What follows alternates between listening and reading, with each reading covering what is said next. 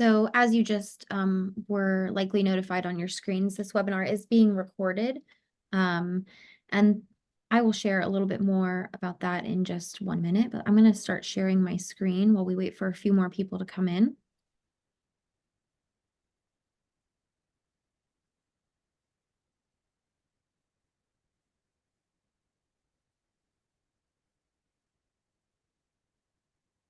Can you see that, Maryfrances? I can. Okay.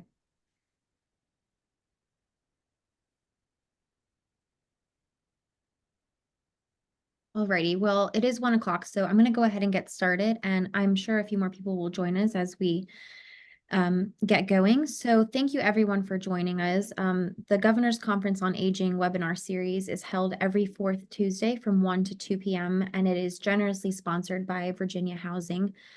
We greatly appreciate their support. You can see our website here for the conference.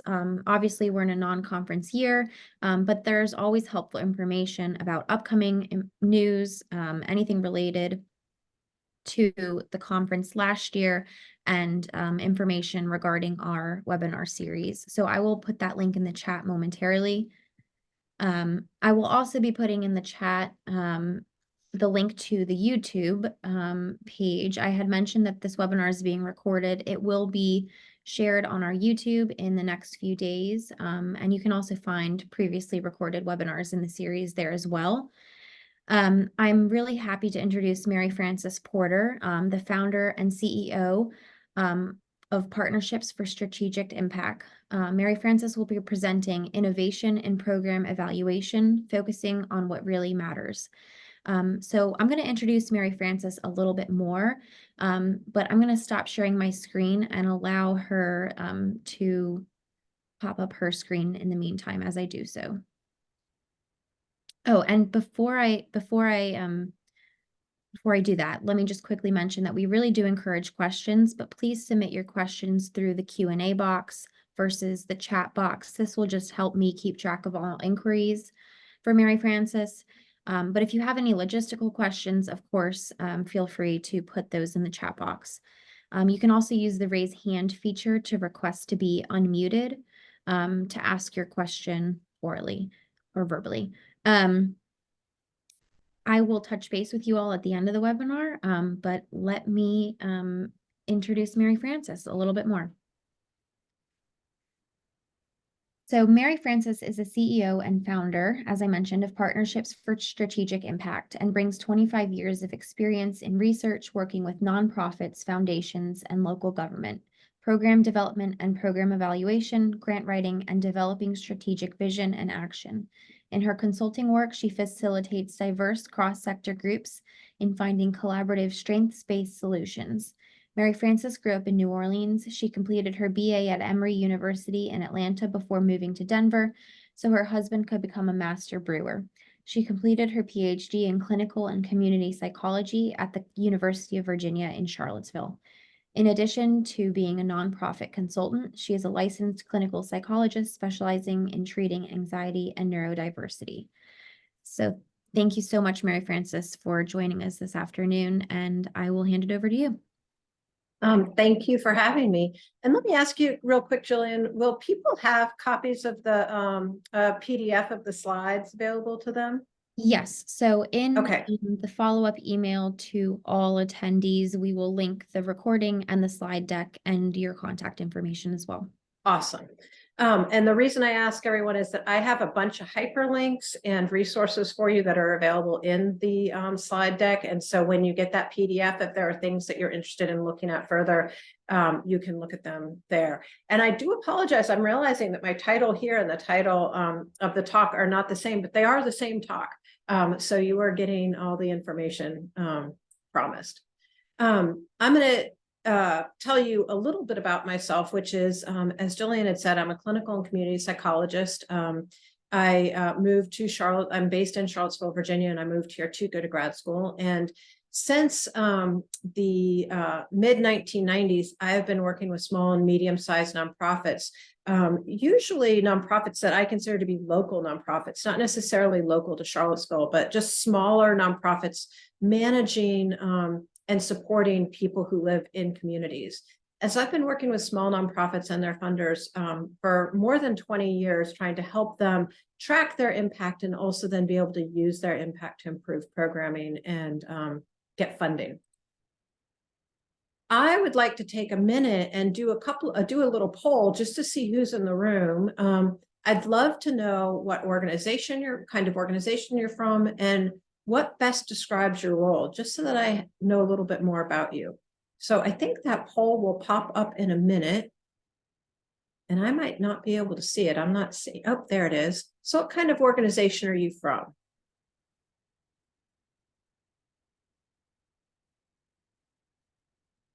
I'm not seeing results. If those are popping in, I'm going to need some assistance. Once it reaches about 90%, I will share the results. Okay, great. I know that a lot of you guys are from the aging community. So yeah, so many of you are from areas on aging. A couple of folks who are other. I'm very curious about that. If you want to either put into the Q&A or the chat, or email me about where you're coming from, I'd love to hear that. So let's go ahead and do the next one. What best describes your role at the organization? I'm especially curious how many evaluators we have in the room.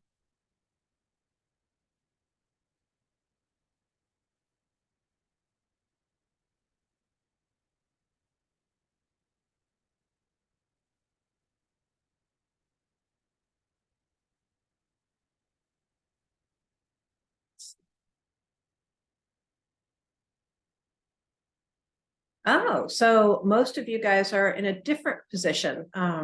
So I'm super curious about those different positions. If you guys would maybe pop those into the Q&A, I'd love to see who it is that I'm speaking with, what kinds of roles you have in your organization. Good news is that when I think about what the work that I do in tracking and telling impact stories, I am focusing, of course, on evaluators. If there are evaluators, there are a couple of you guys in the room, but I'm really focusing on how the rest of the organization is able to understand the data and use the data to be able to move people to action. So whether that's for the people who are being served to succeed, or for staff to be able to achieve their goals, or for the organization to achieve its mission, or for funders to give. And so there should be data here. We should be able, nonprofits, I believe, should be able to collect data that help them tell any of those stories. And funders should be able to collect that data so that they can talk about the impact of their portfolios. I'm seeing, some instructors, some other kinds of program coordinators. Wonderful. Volunteer program management, owner of family senior services. Wonderful. Oh, AmeriCorps. This is, so you guys are working in, it seems like a lot of you guys are working in programming. And what I really would love is, I'd love for you guys to have data that helps you be able to feed back into the programming and understand what's working for the people you serve. So the goals of today are going to be, one, to relieve you of the obligation to prove impact, because as I just said, I feel like impact really should be something that is being able to be used by the organization to improve programming, and also to be able to talk to funders about the value of their investment. And the strategy that I've created for organizations to do that is called the Impact Story Strategy. And so we're going to talk a little bit about what that is and how it can affordably and sustainably help you talk about your impact. And then we're going to take a deeper dive into step one of the Impact Story Strategy, which is how to create a strategic impact map, which really is how to articulate what it is that you're doing in a measurable way. So if you guys just think for a moment about the last time you were asked for impact, both funders and nonprofits are asked for their impact all the time. And so from a nonprofit's point of view, maybe you're applying for a grant and they want some sort of like pithy little statement about what it is, how it is that you're demonstrating your impact. Or maybe you're going more high stakes to city council and talking about why they shouldn't cut you from their budget.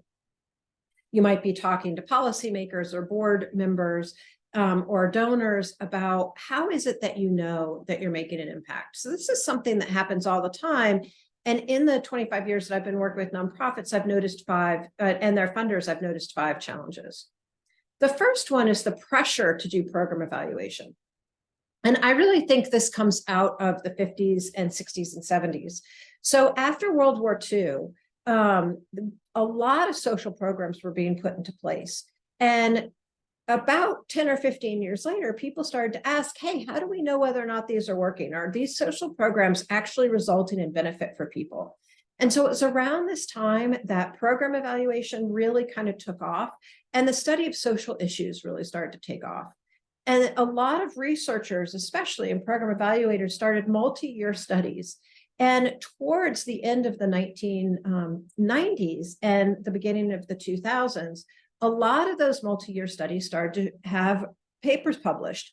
And so we started to get an idea of what was working for people over time, what kind of programs you could put in when at one point, and then 5, 10, 15, even 40 years later, how were those programs paying off for people?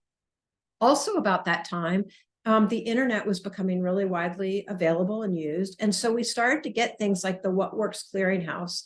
And we started to have access to all these evidence-based programs, and people started to ask nonprofits and foundations what kinds of evidence-based programs they were using. And then around 2009, when after Obama was elected, he started to really focus on putting policies in place that we had evidence behind. And all of this was really good news. We were learning a lot and advancing what we knew about what worked to address social problems.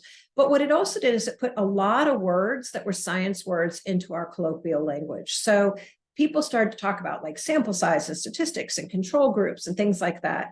And they even started to ask nonprofits whether or not these were things that they were able to track. But these are all actually tools of science. So when program evaluators are scientists also, when they're working in academia or for the government and doing science, they're the one using these words. And in fact, on the ground every day, there are different kinds of things that nonprofits and funders need to be measuring. In 2010, the Bill and Melinda Gates Foundation, their evaluation arm, articulated something called actionable measurement. And what I really liked about this articulation was that they weren't just talking about measurement that advanced science and advanced scientific knowledge, but they were also talking about how can we measure things that nonprofits can use to actually improve what it is that they're doing. And then in 2016, the Gates Foundation actually joined a whole bunch of other really large funders to start collecting client feedback as a tool for equity and program improvement. So because a lot of the people who are served by nonprofits can't vote with their wallets, we don't know whether or not they're getting a lot from the services or whether they appreciate the services unless we collect that feedback. So these were 2 little inklings that maybe we didn't want to be using the scientific processes in measuring what nonprofits do, but using a slightly different kind of way of thinking about tracking impact and what it meant to be successful. All of this, for me, led to the conclusion that program evaluation is a science, program evaluation is an academic pursuit, is not the job of nonprofits. I like to think of nonprofits as being more like practitioners, being more like your your doctor that you go to, your family doctor. So when you go to your family doctor and you need an antibiotic, the family doctor doesn't have to reprove that antibiotics are what is going to help you or show that you got better due to the antibiotic. But what the family doctor is giving you some sort of intervention of medicine that has already been shown to work and that then they're putting in place. And I think of this as being the role of nonprofits. You guys are taking strategies and programs and interventions that we already have some sense are going to work to help people in the long term, and you're putting them into place right now. Along with the pressure to do program evaluation comes this pressure to do sort of fancy data analysis. And in fact, there was a study done in 2018 by SSIR that showed that 75% of social sector leaders who did not collect client feedback, which is really the simplest kind of data to collect from clients, it's really like their satisfaction with services. 65% of them felt that it was too resource intensive, and another 10% felt like it was just too complicated. And so this is the second poll I wanted to do. How many of you guys have felt like tracking your impact feels too complicated or expensive?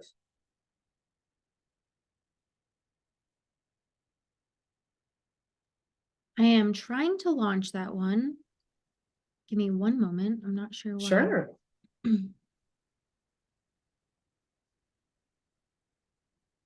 There we go. Awesome. Just a simple yes, no. Let me know whether or not you agree with these participants from SSIR study that show that really collecting that client feedback or impact feels complicated and expensive.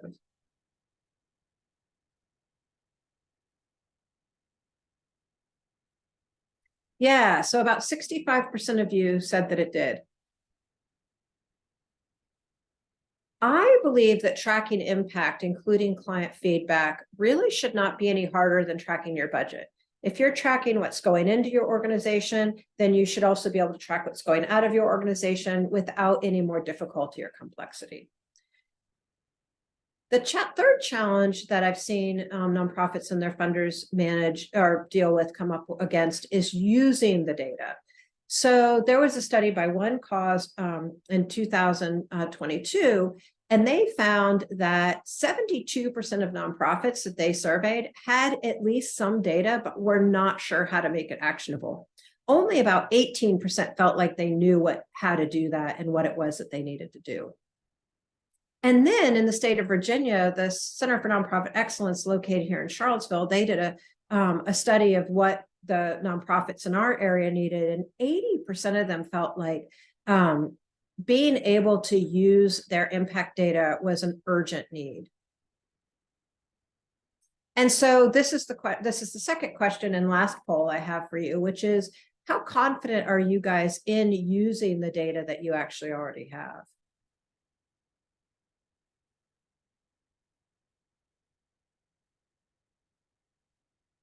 Let's see how much you guys reflect what One Cause and the CNE found. Oh, so 40, actually the majority of you feel like you are using the data well. And so that's wonderful. And another 43% of you, so roughly half and half, are feeling like they can use the data, not use the data. Okay. Another challenge that I've seen organizations have is having to use frameworks that were created for other purposes. So a lot of funders ask nonprofits for logic models. And these logic models came out of the 1950s. Remember, back when we were doing a lot of program evaluation.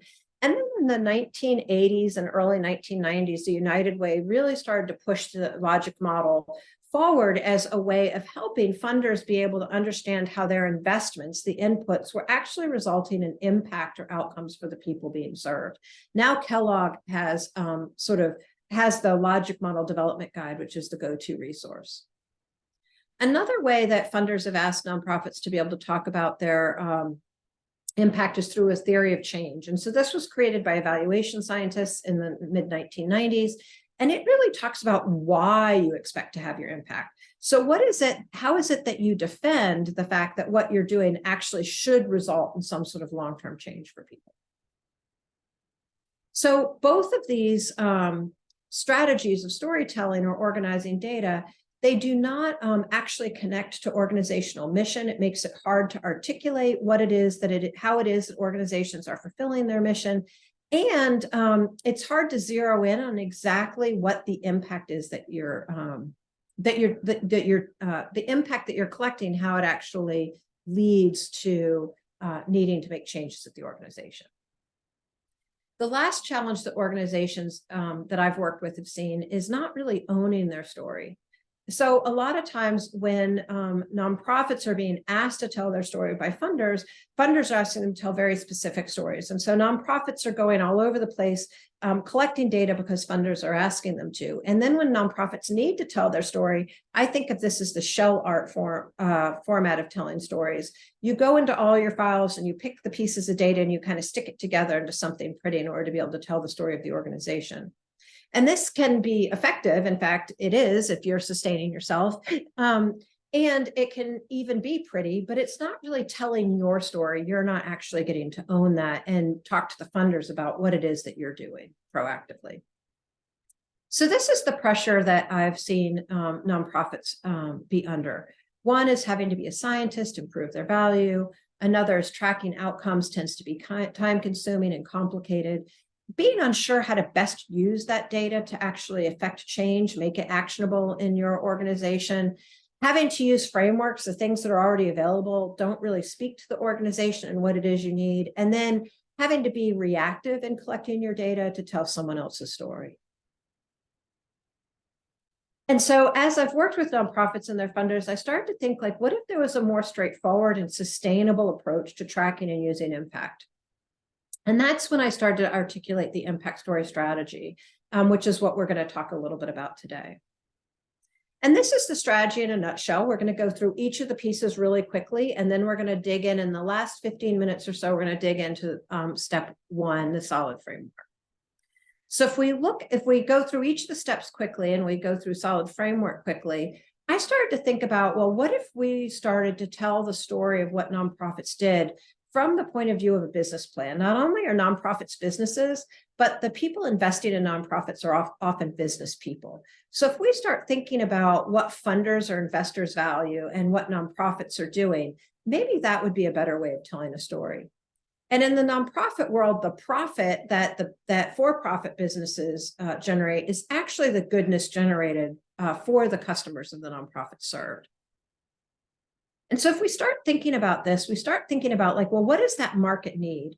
And that market need, the need in the community, is actually the data that led the organization to think about starting itself in the first place.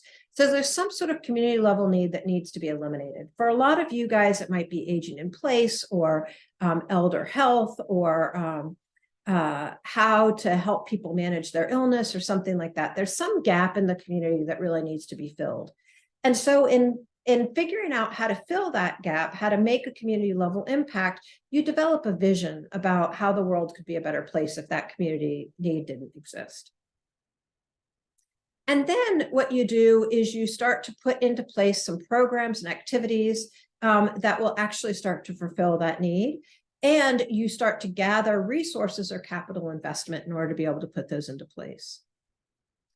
The return on investment for an organization then is the productivity, so the breadth and the reach of the programming that is being provided, as well as the success and the value of for the people who are being served. So the immediate impact, what people walk out of the door with, is what's most important.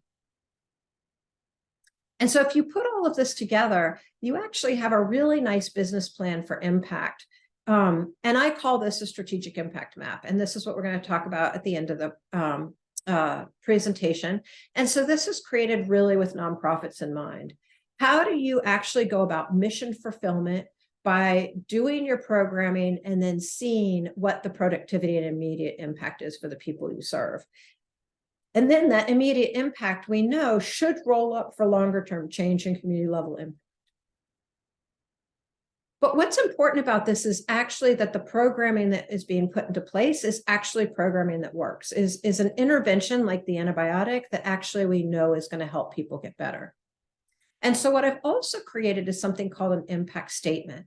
And your impact statement starts with your market analysis, what the sense of urgency is, what the problem is in the community, what handful of citations actually help show that the approach is expected to work in the long term for people who are being served.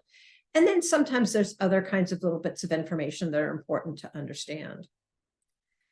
When you are collecting this data, it can be hard to figure out where you can find these pieces of information, the different citations that you need in order to be able to show that your programming works. And so I've created a couple of resources.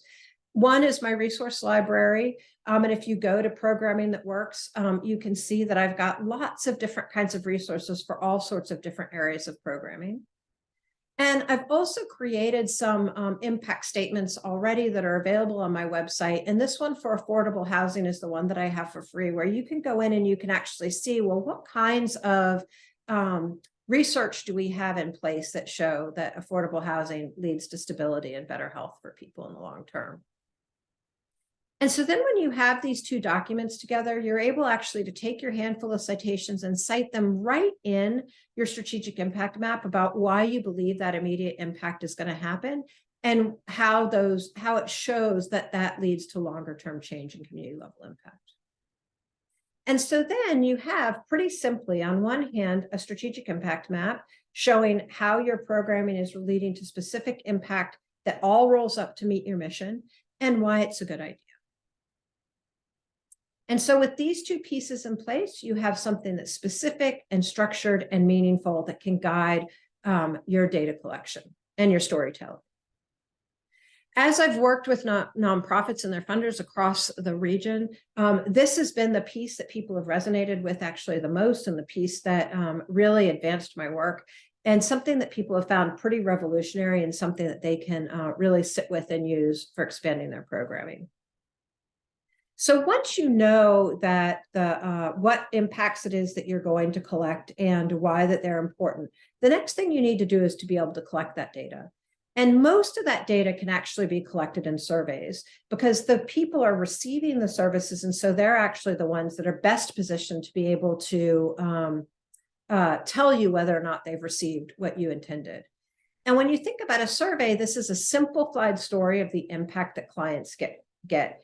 And it asks for opinions or demographics or experiences or needs. One thing that's really important about surveys is that outside of science, when nonprofits are using surveys, they really should never be given pre-post. They really should just be given at the post. So since working with us, how much have you gained in X, Y, and Z? And this is because when you're asking people for their opinions or experiences, they don't know what they don't know until after they've already learned what they didn't know. And so a lot of times, if you're looking pre-post, you end up with elevated knowledge at the beginning. And then there isn't a whole lot of room for people post to be able to say that they gained their knowledge. So you might only go up like maybe half a point or something. But if you actually ask those same people, how much did you learn? Those same people might say that they've learned a huge amount. And so one of the things that I really do when I work with nonprofits is I really help them try to put into place just those post surveys that really help them, their clients articulate how much benefit they've gotten from the programming. Having surveys like this gives your clients experience voice. It helps you demonstrate your impact. It helps you know whether or not they're getting what your mission is set up to give them. And ideally, it should be information that you can act on and help assess staff performance. And so here's the range of immediate impact that surveys can collect. First thing is accomplishments, and usually accomplishments are not something the survey collects. It's usually things that you observe. So it might be things like, credentials, like getting a GED or driver's license or access to transportation. But then the things that you want to ask people are really whether or not they gained a knowledge, skills, or access. So did they learn anything new? Did they learn to do something new? Or were they able to do something now that they couldn't do before? Those can overlap a lot, but they're also can be very different. So you might learn about soft skills and how important they are. You might actually gain some soft skills from actually having to do some practice, and you might have new access to being able to apply for jobs that you didn't have before. But then really critical to people taking that knowledge, skills, and access into the future is their confidence that they can use it and their motivation to use what they got. And so those are a couple of things that are also really important to ask people. And then in the realm of feedback, you want to make sure that what they got felt relevant to them, both to the nature of their problem and to them culturally, and that they were satisfied with what they got. And so what I've created is a bare bones survey. You can get it at this link where it asks just those very basic questions, and they can be expanded or reduced based on the need for your organization. But this is a template that can be used to capture that information. So then once you have all that survey data, what do you do with it? And the first thing I want to do is I want to make sure that people know that they do not need to use statistics, that you are not a scientist, you're not testing a hypothesis, and it's not the mission of the nonprofit to be doing science or testing hypotheses. But what they are doing is they're summarizing client feedback so that they can understand, adapt what they do, and tell those stories. And in order to do that, you actually only need a few different ways of analyzing data. So the first thing you really need is basic math. So percentages, you need to be able to figure out percentages. And then you can do all of your analysis in Excel, even if you're a fairly large organization, with just 3 formulas: the sum formula, the count formula, and the average formula, which are exactly what they sound like. What's the sum of these answers, how many of these answers there, and what's the average answer. And then you really only need 2 graphs. You need to be able to compare groups, and you need to be able to look at change over time. The real trick for being able to analyze your data lies in what I call a learning and insight team. And so this team takes your data and it turns it into actionable knowledge.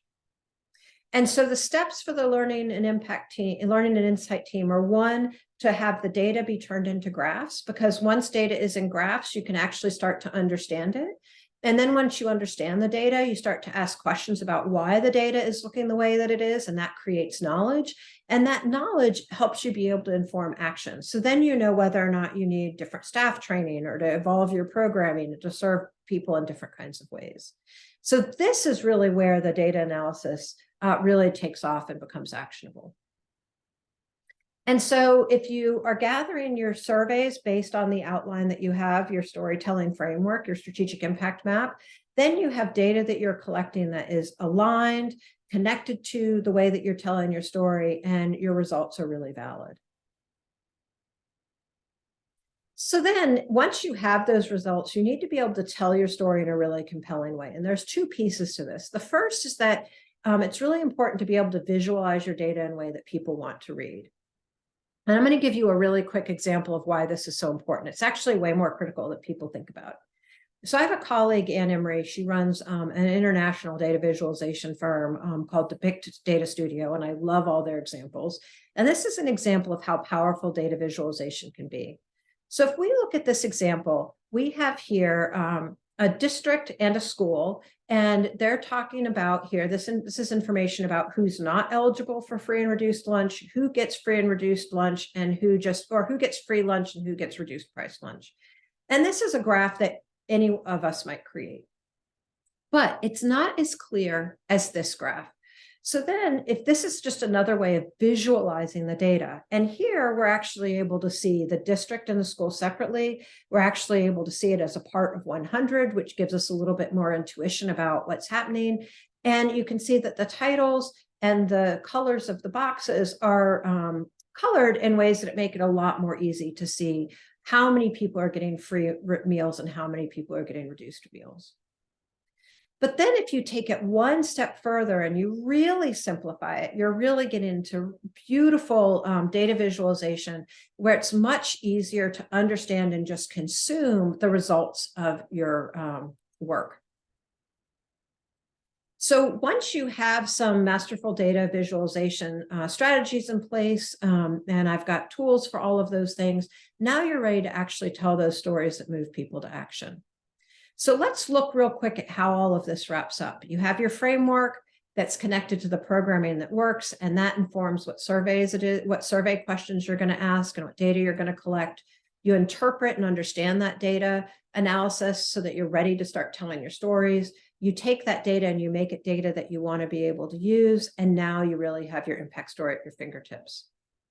There are 4 essential stories that any organization needs to tell.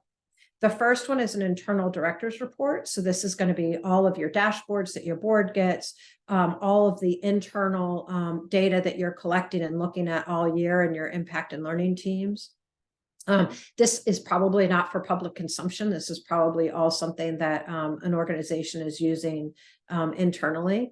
Then you have your annual report, which is usually an outward-facing report that is often just the good news, helping your stakeholders know what you've accomplished for the year and where it is that you're heading next year. You might also have a graphic one-pager or even a one graphic for social media or something. And these are very specific calls to action that are almost entirely graphic that help you be able to communicate a very specific curated story. And then you have the all-important GRET narrative, which is going to potentially include pieces of all of these. So it could include some dashboards or pieces of dashboards. It's going to include quotes from clients, and it's going to include graphics from your annual report. All of these have different audiences, they have different tones, they use different kind of data visualization, but these are basically all that an organization needs. Let's look at an example of how you would tell a story using all of these pieces. So to be clear, you're going to want to be able to talk about why your story needs to be told. So this goes back to your vision and the community level need, and what your mission is to work with students in this example to improve their reading. And then you're going to talk about how you're going to do that. So you're going to use your impact statement to be able to hyperlink the programming, the research behind the programming that says why it's important. And most people are going to have to adapt that programming to reach their specific community.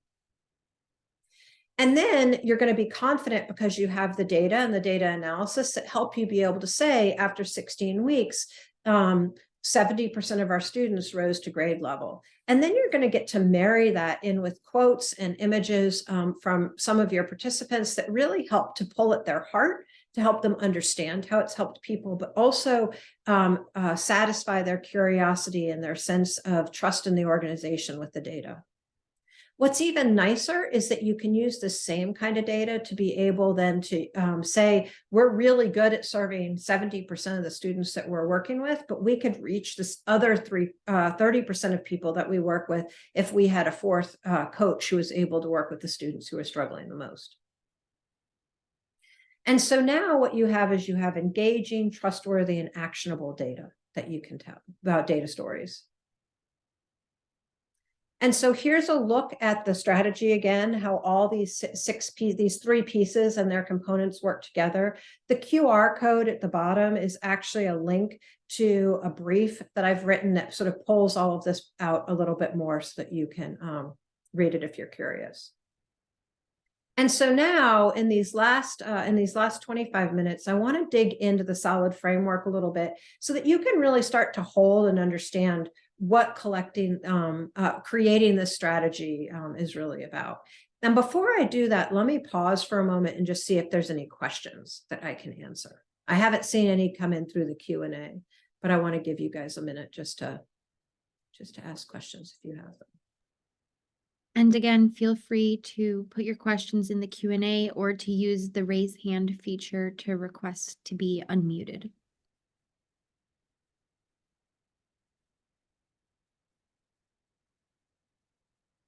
All right. So in my mind, if you're able to have a really nice strategy for impact, that's going to be much more like a data mosaic as opposed to shell art. So if you remember in the shell art, you're just going around and you're picking data that funders have asked you to collect and you're putting it together into something pretty. But if you're thinking ahead and you're planning what your story is from the beginning, you actually have this opportunity to tell a story through your data. And this is really powerful because if a funder is putting out an RFP and they say, we're looking for green, like we're looking for people who are really impacting green, that helps you be able to say, well, you know, there's a little bit of green here and there that we collect, but it's really not the thrust of our organization. So we can either go out and collect more green data, or maybe this is a grant that isn't fitting our organization the way that we had hoped. On the other hand, it also helps you decide that if this is a grant that you want to take in, then that means that you can actually change the story the organization is telling by expanding the amount of green data that you're collecting. And I'm noticing Rachel has asked a question in the Q&A about the link for the survey example.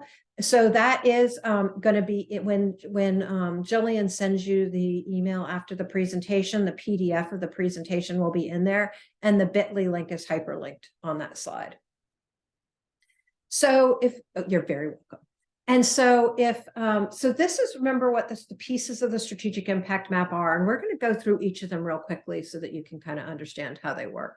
Let's talk about the clarity and articulating why you do your work. And this is really about the community level need resulting in community level and you wanting to result in community level impact. Okay, so what is community level need? I mentioned before that it is the data that motivated the desire to start the organization. So back when your organization didn't exist, people were sitting around going, wow, there is a need in the community that we need to fill by creating this organization.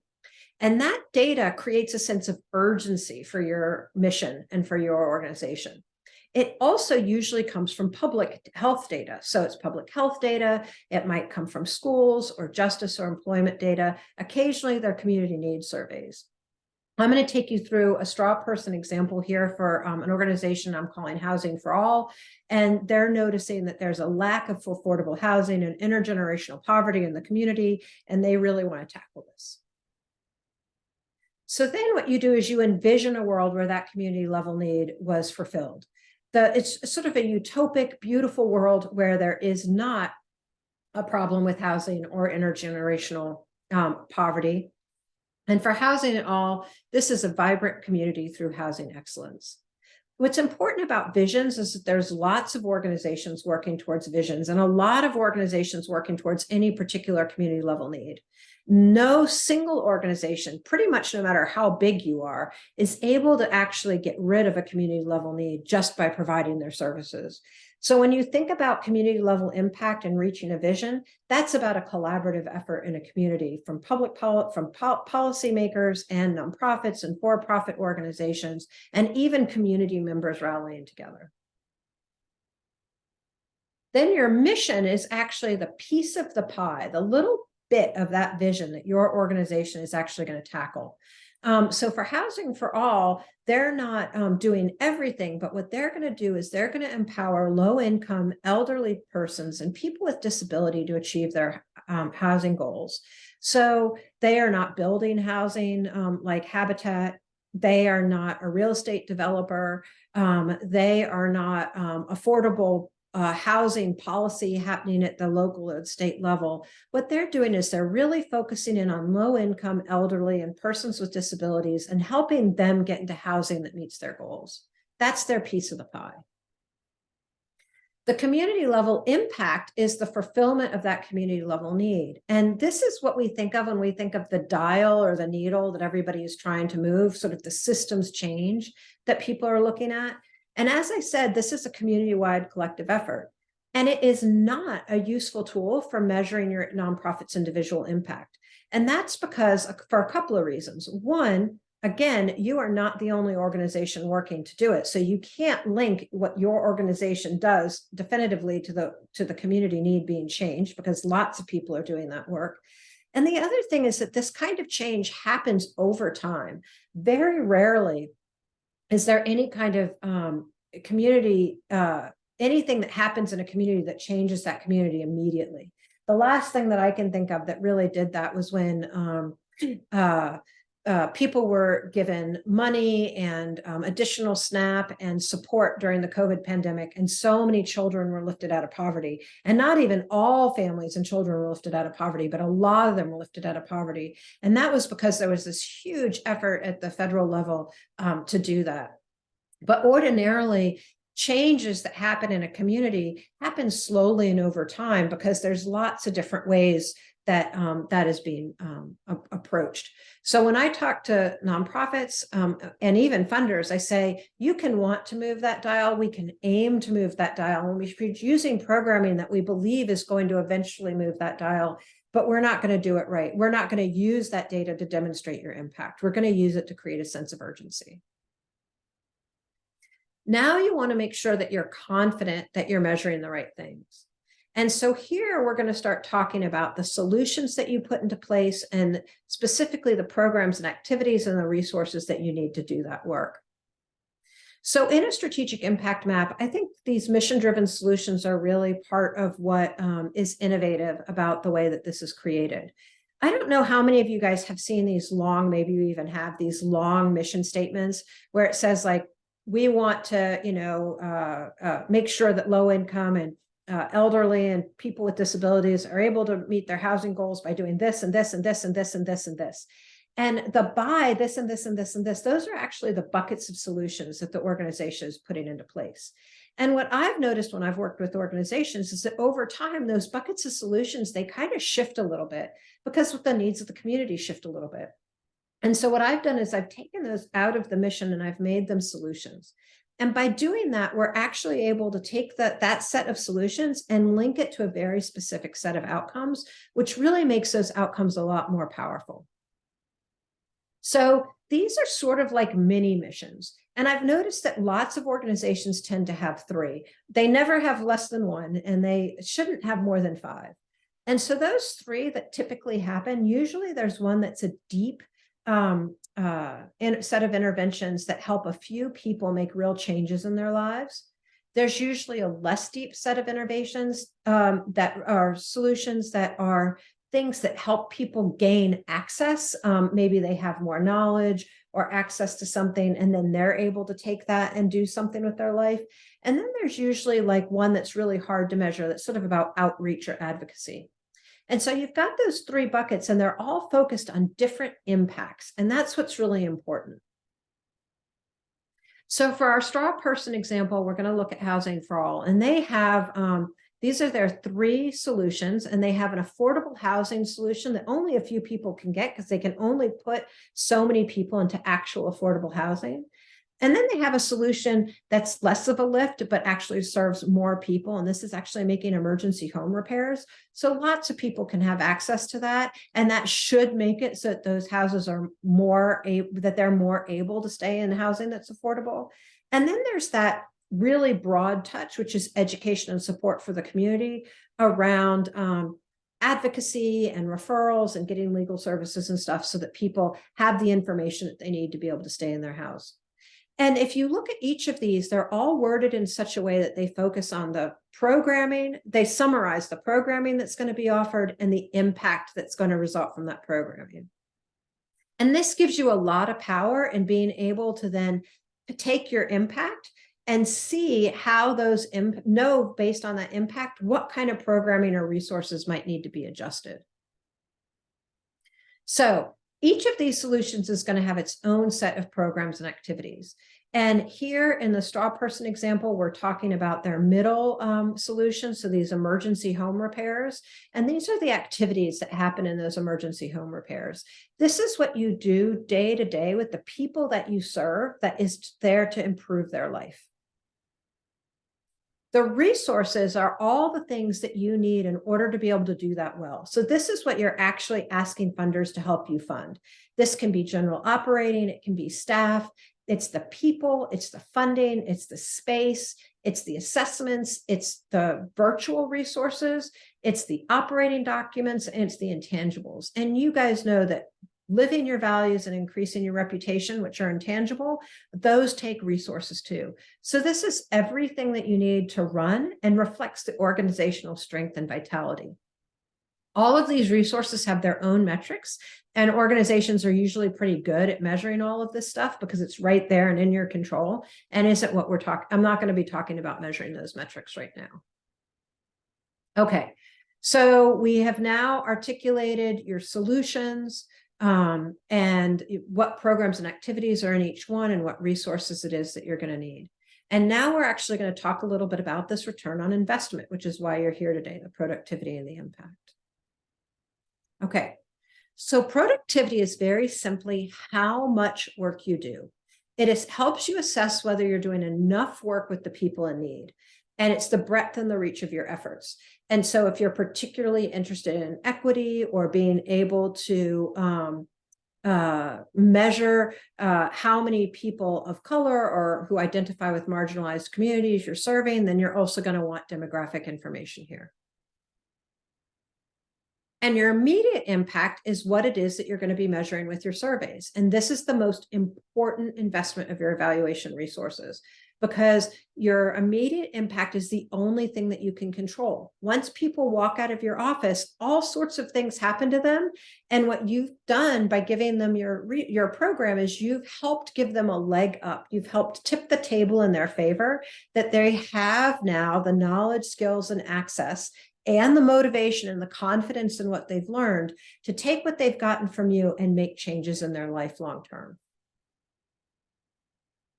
When I think about productivity and impact, a lot of times people say, well, what are my KPIs? What are my key performance indicators? And I think it's exactly this. And when you have good productivity, when you have good productivity data, including impact data and satisfaction data, this is what makes actionable measurement. And if you think about it, once you look at these 3 data points and you're deciding whether or not these are good enough or meeting your goals, then you know whether to tweak your programming or change your resources. And those are the actions that you can take. I want to stress again that you should not be measuring long-term impact, because that's what clients do with the knowledge, skills, and abilities that they get from you. And it merges on individual timetables. Impact can be delayed. And even in science, it's incredibly hard to capture. But if we want to define what it is so that we can think about it, it's behavior change. So it's whether people take what they learn and they do something different in their life. It's a way in which they might be approaching their life in a different way. So a change in their attitude or the way in which they think about something. Or it's even long-term achievements, like their ability to take what they got from you learning about small business development and actually build their business over time. And so I want to take a nice close look at this strategic impact map that you've seen before, that I showed you before, but when it was tiny. So it starts with your mission, because everything a nonprofit does is really focused on your mission. You're a piece of the pie that you're seeking to change on your way to a community level change. And you're strategically coming up with sets of solutions that are going to help you reach your mission. And for our straw person here, it's affordable housing options, emergency home repairs, and education and support. And we can see here all the different programs and activities that are being put into place by this organization to achieve those mission-driven solutions, and the resources that are going to need across the organization in order to put those solutions into place. So this is the what you do side of the strategic impact map.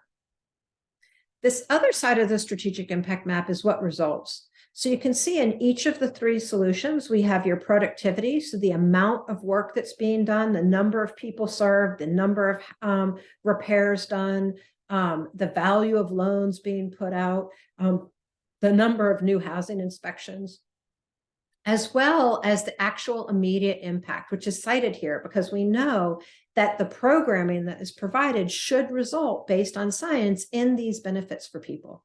So they are in affordable housing, they're able to stay in their housing, and they're able to increase their credit scores and have the knowledge that they need to be able to maintain a house. Then in theory, we know again from that research that this should result in people being able to make very simple but difficult to do in reality long-term change for themselves, and that wrapped up with all the other efforts in the community, this really should start to move the dial and get us all closer to the vision. So a strategic impact map is a user-friendly tool for communicating what nonprofits do and their impact. I think of it primarily as a communication tool, often an internal communication tool that helps you focus on mission fulfillment. It helps you go after funding that actually is focused on that mission fulfillment, so it prevents mission drift. It's an avenue for you to be able to tell what productivity and immediate impact results you're aiming for, so that you know how to assess whether or not you're meeting those goals.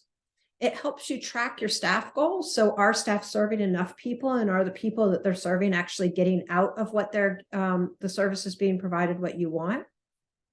It's nice because it helps you track funding streams, so you can actually start to articulate how much does this program cost, and that helps you know how much that impact cost. And by being able to assess that productivity and impact, you're able to make daily and course corrections and engage in data-driven strategic planning. When I applied to give this presentation at the governor's conference, I applied to give it with my good friend Ginger, who works at our Jefferson Area Board of Aging. It's our AAA agency here. And when we started to create strategic impact maps for her organization, she realized this also really helped the philanthropy and the marketing departments be really clear about the language and direction that the organization was taking. And it helped them actually not do some programming that they turned out was just sort of tangential to their mission. If you're curious about where your organization is in each of these steps, I've got here a little self-assessment I created on SurveyMonkey. So you can go in and you can see where you're really rocking it and where it is that you might need a little bit of support. Because I find that a lot of organizations have some of these pieces really well in place and others need some more support in different areas. And then I challenge you to think a little bit about where you might like to be with your impact tracking and storytelling for a year from now. And to the extent that it's helpful, I want to offer to be able to help you get to that spot. I offer twice a year a 9-week intensive Impact Story Academy. And what we do in that academy is we go through each of these buckets, the 3 buckets, 2 steps each. And I give you all of the resources that you need to put this into action. So I've created basically a box set. So here's what you need to be doing. And then here's a workbook that has all of the resources in it that you need to put into place. You could come out of this academy with your strategic impact map in place and with a survey in place if you choose. So if you want to develop them through the course of the academy, you can. And so if you want to just sort of know more about the academy, you can look at that top bit.ly link that takes you to my webpage. But then I've got a QR code that takes you to the product page. And on the product page, there's actually the syllabus, and you can go through and you can look at the syllabus and what would be happening each week. And then the other thing that I'm actually trying to put into play, that I'm actually putting into place this summer, is fractional data support. So once you have this structure in place and you understand that these are the pieces that your organization needs in order to be able to track and use impact, most organizations, most smaller organizations under like $1 million, really only need about 5 hours of support a week in order to be able to put all of these into place and then track them and support them and facilitate the learning and impact team over time. And so if that's something that your organization is interested in, and it's something that I am doing with our AAA agency here, then you should contact me and we can talk a little bit about how that might work for you.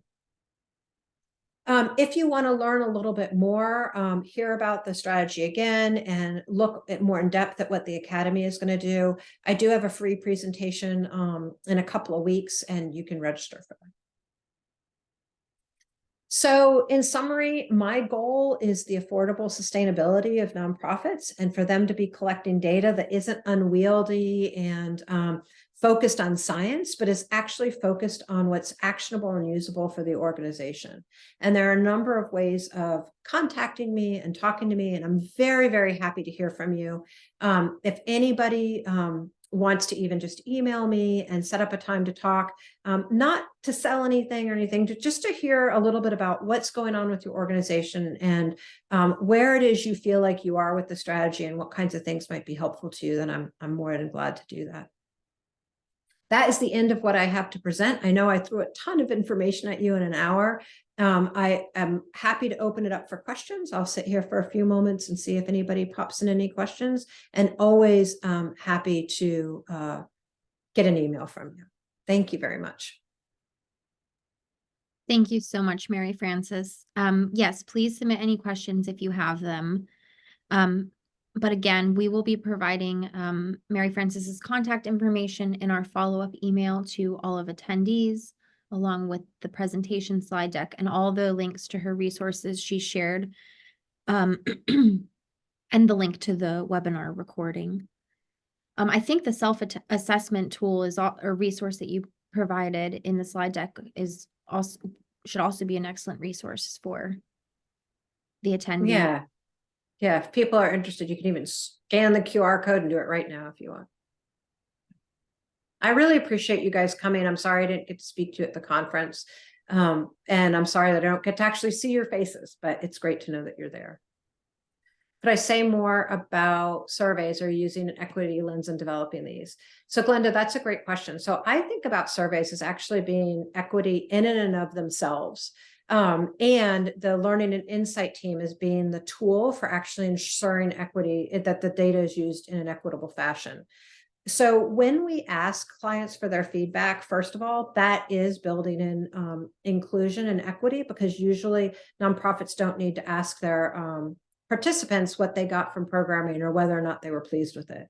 In a for-profit world, we just buy the things we like and don't buy the things we don't like. And so I think giving them surveys is actually super important for just finding out what their opinions are, which is part of inclusion. When in the academy and when I talk to nonprofits about creating surveys, I talk to them about making sure that we create some questions and then actually go to some of the clients and make sure that those questions make sense and that those are the most important questions to ask. And that's another way of sort of building in inclusion and equity and making sure that what you feel you're getting, what you feel is important about your program is actually what your clients feel is important about your program. And then lastly, when you have your learning and insight team together, you're pulling in a group of people that have lots of varied perspectives. And so that it gives you lots of opportunities to be able to interpret the data more authentically and more inclusively. And so on that team should definitely be somebody who's providing direct services so that they are able to help think about the perspective of the clients as people are understanding the data and deciding what kinds of things to do differently. So yes, it's integrated in there. I do not typically suggest that people do focus groups because they're so difficult to do. But I would be happy to talk with you about focus groups and more about why I would, when I would do them and why I don't typically do them. And you're welcome to email me and I'd love to talk with you for a few minutes about that. I actually have an entire training on focus groups that I would be more than happy to share with you. Thank you guys again. If we have no other questions, I'm just going to respect everyone's time, but thank you so much, Maryfrances, for joining us. I think it was a wonderful presentation. And as I mentioned, everything will be made available to everyone. So keep your eyes peeled on your inboxes. Thank you for joining. Thank you, everyone. Bye-bye. Be well.